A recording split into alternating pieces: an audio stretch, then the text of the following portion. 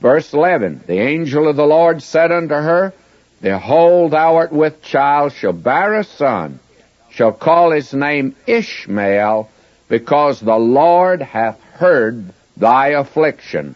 He'll be a wild man. His hand will be against every man, and every man's hand against him, and he shall dwell in the presence of all his brethren. Have you looked at this verse in light of about 4,000 years of history out there in the Middle East and what's going on out there today? He's a wild man. That's been the story of those Bedouin tribes of the desert down through the centuries, and it's a fulfillment of the prophecy that God gave.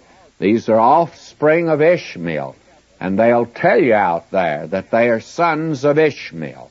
They are sons of Abraham, but also they are sons of Ishmael, and they go to Abraham through Ishmael. Now verse 13, and she called the name of the Lord that spake unto her, Thou God seest me, for she said, Have I also here looked after him that seeth me? Now how gracious God is to her. It's not her sin. So God very graciously deals with her. And I believe firmly that the angel of the Lord here's none other than the pre-incarnate Christ, gone out to seek the lost again. He's that kind of a shepherd, and he brings to her this good word. And she called the name of the Lord that spake unto her, Thou God seest me. Now that is something new to her. She did not realize that. You see, they did have a very primitive idea and conception of God. For she said, Have I also here looked after him that seeth me?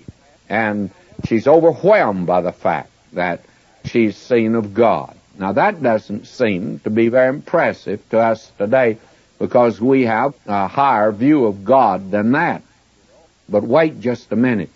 We probably come just as far short of really knowing about God as she does.